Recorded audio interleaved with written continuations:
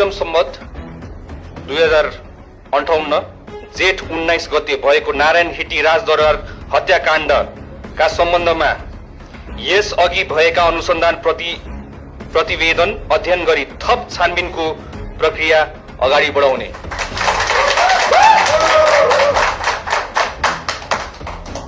गृह मन्त्रालय र सुरक्षा निकायबाट संवेदनशील सूचना चुहावटको घटना हुन नदिन सूक्ष्म निगरानी गरी कारबाही गर्न सुरक्षा निकायमा sensitive information vigilance team SIVT गठन गर्ने। नेपाल प्रहरी अन्तर्गत रहेको केन्द्रीय अनुसन्धान ब्युरोलाई थप सशक्त र प्रभावकारी बनाउने।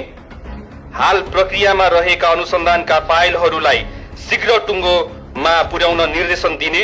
ब्युरोमा रहेका जघन्य आर्थिक संगठित अपराध लगायतका गम्भीर प्रकृतिका मुद्दा अनुसन्धान गर्न ब्युरोमा मुद्दाको प्रकृति अनुरूप विशिष्टीकृत समूह स्पेशलाइज टिम गठन गर्ने।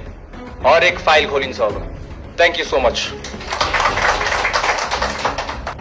जेनजी आन्दोलनसँग सम्बन्धित घटनामा फौजदारी अभियोजन भएका मुद्दा फिर्ता गर्न सकिने नसकिने सम्बन्धमा छानबिन गरी सिफारिस सहितको प्रतिवेदन पेश गर्न विशेष कार्यदल गठन गर्ने। पहिलो। दोस्रो,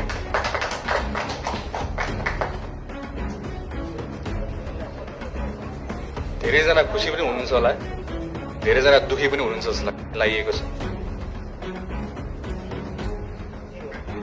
म त ठेक्न सकौँला, तर विशेष गरी आइन्दादेखि कुनै नागरिकलाई, नेपाली नागरिकलाई उनीहरूको अपमान गर्न, उनीहरूको चरित्र हत्या गर्न कसैले प्रयास गरेको खण्डमा गृह मन्त्रालय यसमा एकदम संवेदनशील भएर यो विषयलाई चाहिँ सिरियसली हामीले चाहिँ अबदेखि गृह मन्त्रालयले हेर्नेवाला छ। मलाई जे भन्नु छ नो प्रब्लम, म थिक्नु सक्छु। जस्तो सुकै आरोप लगाए पनि म थिक्नु सक्छु, तर नेपाली नागरिकलाई,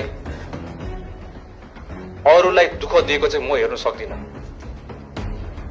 विशेष गरी हाम्रो चेलीहरूलाई, नेपालकी छोरीहरूलाई जुन तरिकाले उहाँहरूको चरित्र हत्या गरिन्छ त्यसमा गृह मन्त्रालय एकदम सिरियस हुन्छ।